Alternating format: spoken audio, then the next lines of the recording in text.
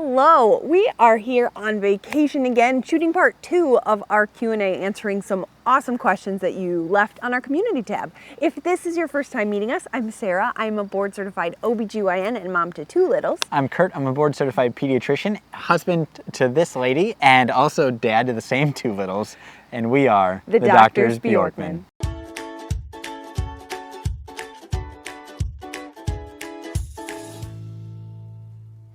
Welcome back. Before we run out of our natural light here tonight, let's get into the questions. So, Whitney Savage Solo asked, what was the biggest challenge from going from 1 small child to 2? How do you rank them? Right there, alphabetically, chronologically. Honestly, one of the hardest things for us, I think, was I always felt that our first was very much a 2-person job. And so to go from like where we could both be doing things for her or doing things together, or even one person doing things and the other person getting a break, you didn't really have that anymore. It was very often a divide and conquer. And that was really hard. One, because I just kind of missed doing everything together. That really helped me. And so I really missed that. I just missed doing everything together, and that was really hard. I would say that caught me off guard too, in terms of like you're just used to being together all the time, and all of a sudden like you just don't see each other all day because like I had the toddler and she had the baby, just because baby needs mom and early on, and so it was like kind of this weird lonely period where like we're both working really hard, doing childcare all day long, but like never together, and like also it just like was hard where no one ever gets like a child-free moment. It's something I think that as baby is aged, we've gotten a little bit better at like giving each other like child-free time, but also like doing time with all 4 of us as a little family. So everybody talks about like you go from 2-on-1 and then you switch to man when you have 2, and then when you get to 3 you're like doing a zone defense if you do sports and then you're just drowning after that. Right, and then someone Which a couple other people asked us if we like feel our family's complete now. That was a popular we ask question. Ourselves this question every day, all the time. We have no clue. We are still overwhelmed with 2. We'll keep you guys posted. TBD. Okay, next question. Let's see. Here we go. This is from Kayla Ward, 8473. Says recommendations for helping newborns / infants develop mobility. This is a great question, something that we think about a lot. The best thing you could do is just make sure they're in a spot where they can be mobile. So like from the get-go, after that first week or 2, getting them lots of tummy time, even kind of they eat, they like aren't spitting up, put them on their tummy for 5 minutes. That really helps them develop their neck strength, their back strength. They will start to work on pushing. As your children's age, they go from, instead of just being that little potato, to starting to be more mobile. Again, just being free and mobile on the floor, put a blanket down, have it safe. They're not gonna roll down the stairs, dogs aren't gonna jump on them, things like that. And get them in a place where they can move and explore their environment is probably the best thing to do. I can say we have a car seat stroller that we did a video about recently that we love, that was actually really tempting because our second loved being in it. And so it's like so easy to just like leave them in the bucket sometimes.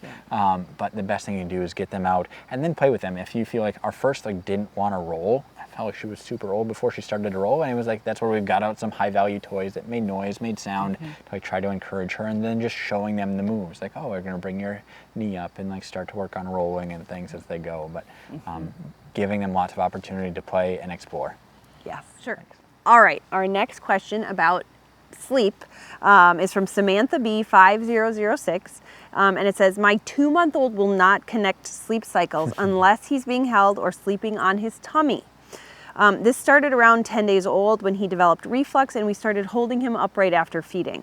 The reflux has thankfully subsided with dietary changes on my part and probiotics, but he still wakes up after 45 to 60 minutes when he's on his own and the bassinet are safely next to me in bed. He will sleep 2 to 3 hours if we're holding him or if he's in a baby carrier though. What age or signs should we look for to see if he's ready for sleep training? Self-soothing, object permanence, etc. We understand that struggle. Yes, so much. Lived that 1000%. So, and the thing that was really disheartening for me, it was all the reading I kept doing said, it is developmentally appropriate for babies to not be able to really connect their sleep cycles until they are 5 or 6 months old. Meaning short naps are the norm for the first few months of life. Right, that is appropriate. Okay. They may take longer naps, they may take 30-minute naps, but the 30-minute nap is normal. And I was like, this sucks. Because our first took long naps. Right, and so I didn't even know it was a thing. General recommendations about sleep training are kind of 4 to 5 months. Night sleep consolidates before day sleep. So, once your baby is starting to do that overnight sleep around 4 to 5 months, that generally happens first. That being said, day sleep and night sleep are two totally different things. So you may have a 3 or 2-month-old baby that sleeps a good chunk at night and just isn't connecting those sleep cycles. It is, in terms of thinking about how to work on those daytime naps, it's just something that you keep working on. Watching wake windows is really important, and I think around that time you want to be watching their wake windows. Most babies are on a 3 or 4 nap schedule still at that time. If you're only getting 30-minute naps, it's probably more like 4. And when you say watching wake windows, you mean like making sure they're awake for a certain amount of time at least before they go down, but also not keeping them up too long between naps? Is that what you're... Yes. Okay. So we can link some information about wake windows and what is age appropriate below, so you can look at that. Again, just know that the 30 minutes is kind of normal. It will get better, but you can work on it. You said baby will sometimes sleep longer if you contact nap or have them in a carrier. That's okay to do once in a while. If you have the luxury where, hey, baby wakes up after 30 minutes and you can go in and hold them to extend that nap, that's okay. So I think usually what I would do when working on the naps early is would put the baby down for a nap. They'd fall asleep. When Bo would wake up, I would usually give him at least 10 minutes to try to resettle. And he was often putting himself back at around 8 minutes, was kind of like his, right. He'd fuss for about 5 to 8 minutes and fall back asleep. Yep. And so, and then if he didn't, then I would go in and kind of what they call rescue the nap. So he'd wake up at the 30-minute mark. I'd text Kurt and say, man, this baby could be a 30-minute timer because he wakes up. I'd give him 10 minutes or so to see if he resettled. And, when I say that, I gave him 10 minutes to resettle, he was very often crying and not happy. And sometimes he'd go back to sleep and sometimes he wouldn't. If I could go in and hold him to extend the nap, I would go. If my mom was around, I'd let her do that. And sometimes he just had to get up and we would just continue on from there. But it's okay to extend those naps a couple times a day or once a day if you can. Enjoy those baby snuggles. It will get better. Once you tackle night sleep and kind of have, if you're thinking about sleep training, often it's easier, to start doing that at night, and or even simultaneously you can also nap train during the day. We have a video all about sleep learning or sleep training. It is something that we have done for both of our kiddos. It is a hot topic and highly controversial. So you can check out that video and decide what's best for your family. Absolutely. Okay, next question. Yay. This one is from Steph, Matt's wife. Hi. Hi, Steph. And maybe Matt. And Matt. Hard to say. Says, we have a foster daughter who's been with us since 13 days old. She is currently almost 6 months. No visits with bio parents yet. She will start daycare 2 to 3 days a week soon. Any tips for transitions to daycare? She is very attached and has moments of crying when she doesn't see one of us. Yeah. I thought separation anxiety wasn't until 9 months, but I am seeing some of the signs earlier. Yeah. So, it's like you guys have been through a lot. We definitely understand the separation anxiety things and it can happen before 9 months. We have a 7-month-old almost now and see some of that from time to time. Oh yeah, parent preference yes, for sure. Absolutely, parent preference, and even sometimes grandma comes and wants to hold them and it's nope, I want mom or dad, which it always feels bad because you want them to love grandparents, but sometimes they just aren't ready. Right. Your question about transitioning to daycare or whatever childcare as you're going back to work, I'm assuming kind of, again, it can be really challenging for some families. Just know that it is a normal transition that the daycares or childcare providers are often very comfortable with, and understand that there's going to be some transition period to that transition to going to childcare outside the home or inside another home. Yeah.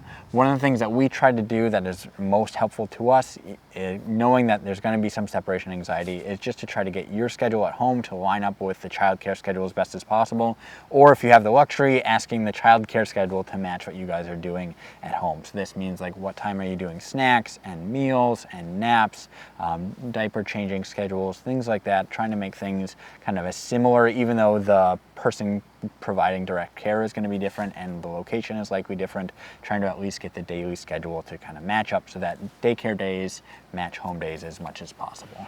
And the other thing that is helpful, and one of the best things you can do for your little one, is to just have that boundary and that confidence that you are dropping your sweet babe off at daycare. They are a place where they will be loved and taken care of, and they are safe, and you are going out to do whatever it is you need to do, whether that's work or run an errand or go to the gym, whatever that is important for you, which is thus important for your baby. And so just with confidence, hold that boundary that, hi, I love you. You are going to be with the daycare providers during the day. They love you. I love you. I will be back to get you, and leave. There's nothing worse than like the gnashing of teeth. Oh, I'm going to give you one more hug. I know you're going to miss me. You're crying. All this back and forth. Yeah. Just pass that sweet baby off. Go confidently and do what you need to do, and know that your baby is safe and loved, and then come back and get them. Yep. And it will get better. Something that our preschool did this past year was they actually came and got the kid out of the car and took them in. And said, don't bring your children in. Don't bring them in. Don't do anything. We'll come get them. So maybe if it becomes an issue, you can have that in the back of your mind. But the teachers literally came, took the toddlers out of their car seat and took them in. There was no gnashing of teeth. There was no hugging a leg. There was nothing. But just the best thing you can do is be confident that you are doing a good thing for your baby and for you, and you love them, and you'll be back to get them, and it will be okay. And one thing that one of your friends said to us once was that daycare made her a better mom, and that it allows you to just refresh and gives you more energy to come back to them. And so just another thing, this is a common part of life. Yes. It is okay. And it may even allow you to love on them more intensely when you're with them. They are part of your village, and that is your kiddo's little family, and it is going to be great. And so good luck. Thank you for all the work you're doing with that foster kid. What a blessing. And good luck. Absolutely. Okay. All right, what is next? What would you say to parents on the fence about having a second child? It is so much harder than I imagined. It is. But also the first one's so much more wonderful too.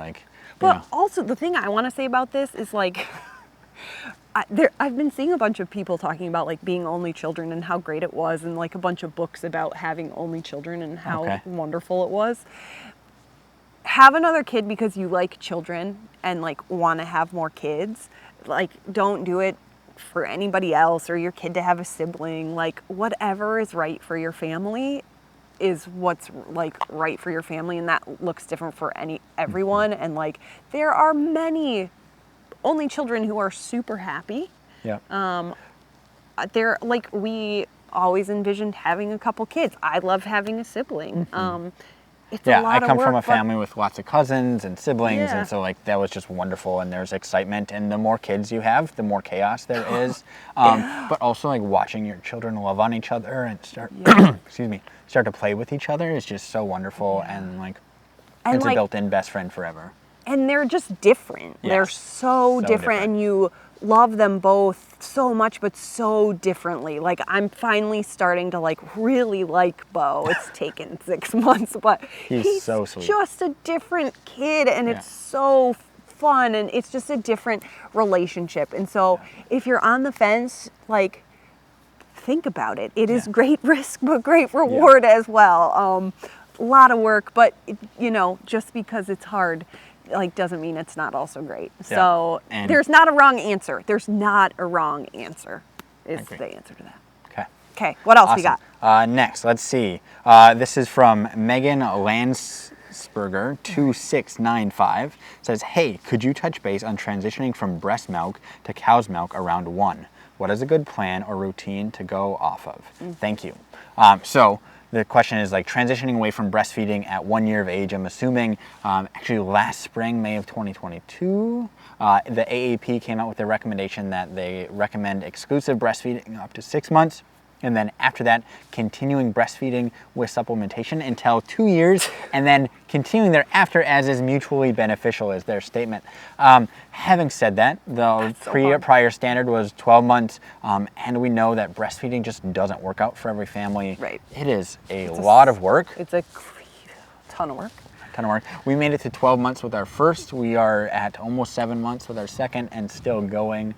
Still quite over it, but gonna keep carrying on. Yeah, it is a challenge, and so that wasn't your question, but 1 year is a fine time to transition. Was a long Canada does it earlier, right? There are many countries outside of the U.S. that recommend transitions from at 9 months, 10 months, 12 months throughout there, and that is okay too. We started that transition for our first right around 12 months. There isn't a great there's like no real wrong answer. You can go cold turkey and just say, hey, we're done with breast milk today and starting cow's milk tomorrow. Yeah. That is okay. I think we slowly feathered in like 1 bottle of cow's milk a day using whole milk. Whole milk is up the until kicker. 2 years of age at least. The babies really often need that extra fat. Yeah. And so we did 1 bottle a day for a couple days and 2 bottles a day and just like slowly transitioned. She didn't care though. She didn't She's care. just an eater, and so it wasn't a thing like we needed to mix breast milk and whole milk or anything like that.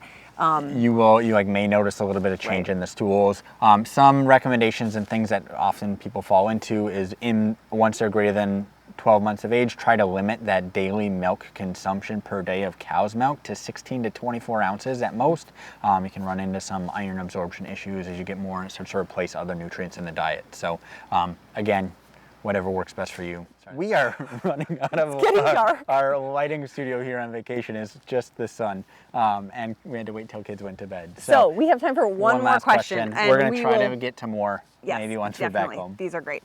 So Amanda Stapley asked, how do you handle breastfeeding or putting the baby down for naps when you're home alone with the toddler? We suck at it and end up using more TV than I like to keep the toddler from wrecking the house. Sounds like you have a pretty decent system, or as good as we do. So things that I do, sometimes it's if you give a mouse a cookie on Amazon, and that's great. But often I will have her help me. I'll say, hey, it's time for Bo's nap. Let's go. And she'll turn his white noise on, and she'll get me his sleep sack, and we sit and read a book together. And she, for me anyway, does not tolerate being left behind. So our toddler is a little bit different in that, our toddler just has to be there for putting down. But things. Yeah. Now, that being said, Bo, you can just set down, leave him there, and he will put himself to sleep because we did the whole sleep training thing. Before that, though, before, when he required anywhere from 10 to 30 minutes to get him to fall asleep and rocking and bouncing and so on and so forth, it was a little bit of a cluster. And yeah, we definitely also used the TV. I remember I'd be sitting in on our bed trying to get him to sleep, and I could see her on the couch watching something. So I knew that she was at least stationary for the moment. So give yourself grace that this is a short season. It will not take forever to put your babies down for naps forever. And if the house, get your house to be as safe as is necessary so the toddler can run wild if you need some extra time in with your little one. Or put them in a safe their room, having a spot where they can be that safe, and it's okay, they may not love it. Yeah. And that's okay, and that's a transition that they will learn too, and that's okay. Yep, we're about to get a little of that, I think, as we transition out of the crib here. So we'll keep you posted. You're doing a great job. It is hard. Sometimes the babies aren't happy all the time. You can't keep them both happy all the time, and that's okay. I've been there where crying equals failure to me, and it's been very hard to it's not. It's okay. Babies cry. Do your best. Give yourself grace. find some good shows. We really like If You Give a Mouse a Cookie, Stella and Sam, like they've like rated TV shows in terms of like what ones are not the worst and which ones are the worst. Less stimulating. Like, yeah, yes. Less baby crack versus not. And so Stella and Sam and If You Give a Mouse a Cookie, they're shows on Amazon that are like not the worst. Yeah. So those are a couple of our favorites. So. Well, we are out of We're out of light. We missed some of the questions, wanted to get to tonight. Yeah, We're going to try to get to more. those in the upcoming weeks. Yeah, thank you all for being here with us. Hopefully this is helpful. If you have any comments, suggestions, anything, our YouTube family I know appreciates it all. So leave them in the comments below. We will see you next week. Bye, guys. We're doctors. But not your doctors. Anything we've said in this video is for education or entertainment purposes only. It is not medical advice. Any specific medical questions you have should be directed to your provider.